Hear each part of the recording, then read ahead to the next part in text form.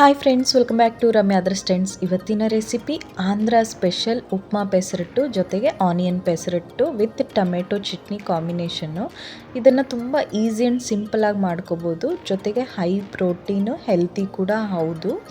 ನೋಡಿದ್ರಿ ಅಲ್ವಾ ಎಷ್ಟು ಚೆನ್ನಾಗಿ ತುಂಬ ನೀಟಾಗಿ ಬರುತ್ತೆ ದೋಸೆ.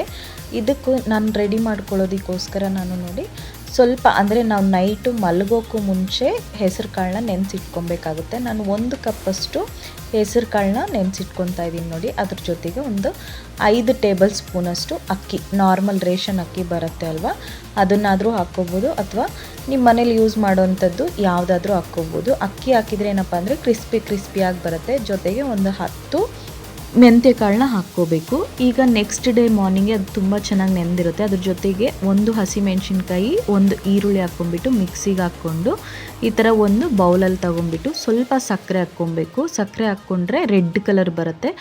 ನಾವು ಯಾವುದೇ ರೀತಿ ಸೋಡಾ ಪುಡಿ ಹಾಕೋ ಅವಶ್ಯಕತೆ ಇರಲ್ಲ. ಬೇಕಿಂಗ್ ಸೋಡಾ ಈ ಥರದ್ದೇನು ಬಳಸೋ ಅವಶ್ಯಕತೆ ಇರೋದಿಲ್ಲ. ಆಲ್ರೆಡಿ ಮೂಂಗ್ ದಾಲ್ ಅಂದ್ರೇ ಸ್ವಲ್ಪ ಗ್ಯಾಸು, ಹೈ ಪ್ರೋಟೀನ್ ಆಗಿರೋದ್ರಿಂದ ನೋಡಿ ಇದರಲ್ಲಿ ಒಂದು ಅರ್ಧ ಟೇಬಲ್ ಸ್ಪೂನಷ್ಟು ಅರಿಶಿನ ಪುಡಿ, ರುಚಿಗೆ ತಕ್ಕಷ್ಟು ಉಪ್ಪು ಹಾಕ್ಕೊಂಬಿಟ್ಟು ನೀಟಾಗಿ ಬ್ಲೆಂಡರ್ ಸಹಾಯದಿಂದ ಈ ಥರ ನೀಟಾಗಿ ಬ್ಲೆಂಡ್ ಮಾಡ್ಕೊಳ್ಳಿ. ಅದು ಅರಿಶಿನ ಪುಡಿ ಎಲ್ಲ ನೀಟಾಗಿ ಉಪ್ಪು ಎಲ್ಲ ಕಲಿಸೋವರೆಗೂ ಕೂಡ ನಾವು ನೀಟಾಗಿ ಬ್ಲೆಂಡ್ ಮಾಡ್ಕೋಬೇಕು. ಈಗ ಒಂದು ಸೈಡು ಉಪ್ಮಾಗೆ ರೆಡಿ ಮಾಡ್ಕೊತಾ ಇದ್ದೀನಿ ನೋಡಿ.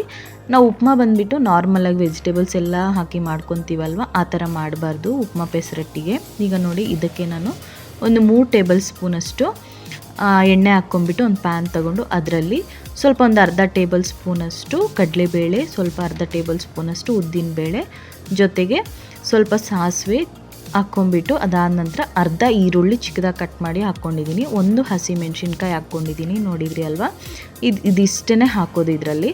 ಜೊತೆಗೆ ಒಂದು ರೆಂಬೆ ಅಷ್ಟು ನಾನು ಕರಿಬೇವಿನ ಸೊಪ್ಪು ಕೂಡ ಹಾಕ್ಕೊಂಡಿದ್ದೀನಿ. ಇದೆಲ್ಲ ಕೂಡ ಸ್ವಲ್ಪ ಹಸಿ ಸ್ಮೆಲ್ ಹೋಗೋವರೆಗೂ ಕೂಡ ನಾವು ಫ್ರೈ ಮಾಡ್ಕೊಬೇಕಾಗುತ್ತೆ. ಅರ್ಧ ಟೇಬಲ್ ಸ್ಪೂನು ಜೀರಿಗೆ ಕೂಡ ಹಾಕ್ಕೊಂಡಿದ್ದೀನಿ ನೋಡಿ. ಇದೆಲ್ಲ ಕೂಡ ಈ ಥರ ಫ್ರೈ ಆಗೋವರೆಗೂ ಕೂಡ ಫ್ರೈ ಆದ ನಂತರ ನಾವು ಇದರಲ್ಲಿ ಒಂದು ಕಾಫಿ ಲೋಟದಷ್ಟು ರವೆ ಹಾಕ್ಕೊಬೇಕು. ಇದು ಸೂಜಿ ರವೆ ಬರುತ್ತೆ ಅಲ್ವಾ, ಸೂಜಿ ರವೆ ತೊಗೊಂಡಿದ್ದೀನಿ.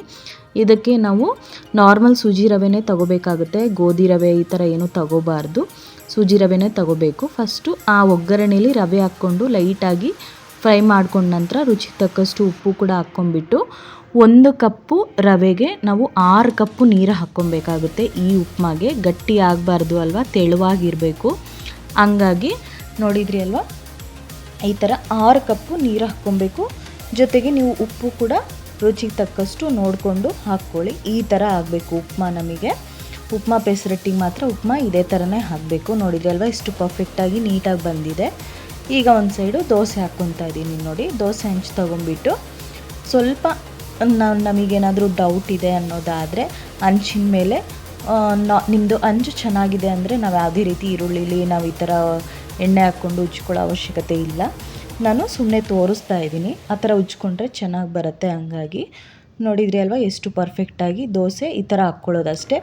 ಒಂದು ದೋಸೆಗೆ 1 ಸ್ಪೂನ್, 1 ಚೌಟು ಹಿಟ್ಟನ್ನು ಹಾಕ್ಕೊಂಬಿಟ್ಟು ನೀಟಾಗಿ ಈ ಥರ ದೋಸೆ, ನಾರ್ಮಲ್ ದೋಸೆ ಥರ ಹಾಕ್ಕೊಬೇಕು. ಅದಾದ ನಂತರ ಸ್ವಲ್ಪ ತುಪ್ಪ ಹಾಕ್ಕೊತಾ ಇದ್ದೀನಿ ಮೇಲೆಗಡೆ. ದೋಸೆ ಸ್ವಲ್ಪ ರೋಸ್ಟ್ ಆದ ನಂತರ ಈ ಥರ ನಾವು ಮೊದಲೇ ಮಾಡಿಟ್ಕೊಂಡಿರ್ತಕ್ಕಂಥ ಉಪ್ಮಾನ ಒಂದು 2 ಟೇಬಲ್ ಸ್ಪೂನಷ್ಟು, ಜಾಸ್ತಿ ಬೇಕು ಅನ್ನೋಂಥವ್ರು ಜಾಸ್ತಿ ಕೂಡ ಹಾಕ್ಕೊಬೋದು. ನಾನು ಒಂದು 2 ಚೌಟಷ್ಟು, ಚಿಕ್ಕ ಚೌಟಲ್ಲಿ 2 ಚೌಟಷ್ಟು ಹಾಕ್ಕೊತಾ ಇದ್ದೀನಿ ಅಷ್ಟೇ. ನೋಡಿದ್ರಿ ಅಲ್ವಾ ಎಷ್ಟು ಪರ್ಫೆಕ್ಟಾಗಿ ಬಂದಿದೆ ದೋಸೆ. ತುಂಬ ಇಷ್ಟಪಟ್ಟು ತಿಂತಾರೆ ಈ ದೋಸೆ ಮಾಡಿದರೆ. ಹೆಲ್ತಿ ಕೂಡ ಹೌದು. ಮಾರ್ನಿಂಗ್ ಏನೇ ಮಾಡಿಕೊಂಡ್ರೆ ತುಂಬ ಒಳ್ಳೆಯದು ಈ ದೋಸೆ ಹೆಲ್ತಿಗೆ. ಹೈ ಪ್ರೋಟೀನ್ ಆಗಿರೋದ್ರಿಂದ ಕೆಲವರು ಹೆಸರು ಕಾಳು ಈ ಥರದ್ದೆಲ್ಲ ತಿನ್ನೋದಿಲ್ಲ. ಹಂಗಾಗಿ ಈ ಥರ ಮಾಡ್ಕೊಳ್ಳಿ ನೀವು ಕೂಡ. ಆನಿಯನ್ ಪೆಸರಟ್ಟು ಕೂಡ ಸೇಮ್ ಇದೇ ದೋಸೆಲೇ ನಾವು ಉಪ್ಮಾ ಹಾಕೋ ಪ್ಲೇಸಲ್ಲಿ ಆನಿಯನ್ ಹಾಕಿದರೆ ಮುಗೀತು. ಚಿಕ್ಕದಾಗಿ ಈರುಳ್ಳಿ ಕಟ್ ಮಾಡಿಕೊಂಡು ಹಾಕ್ಕೊಳ್ಳೋದು. ಜೊತೆಗೆ ನೀವು ಉಪ್ಮಾ ಕೂಡ ಸೇರಿಸ್ಕೊಬೋದು ಇನ್ನೂ ಎಕ್ಸ್ಟ್ರಾ. ನೋಡಿದ್ರಿ ಅಲ್ವಾ ಎಷ್ಟು ಪರ್ಫೆಕ್ಟಾಗಿದೆ. ನೀವು ಕೂಡ ಮನೇಲಿ ಈ ರೆಸಿಪಿನ ತಪ್ಪದೇ ಟ್ರೈ ಮಾಡಿ. ರೆಸಿಪಿ ಇಷ್ಟ ಆದರೆ ಲೈಕ್ ಮಾಡಿ, ಶೇರ್ ಮಾಡಿ, ಹಾಗೆ ಸಬ್ಸ್ಕ್ರೈಬ್ ಮಾಡೋದು ಮಾತ್ರ ಮರಿಬೇಡಿ. ಇದೇ ಥರ ಹೊಸ ರೆಸಿಪೀಸ್ನ ನನ್ನ ಚಾನಲಲ್ಲಿ ಅಪ್ಲೋಡ್ ಮಾಡ್ತಿರ್ತೀನಿ.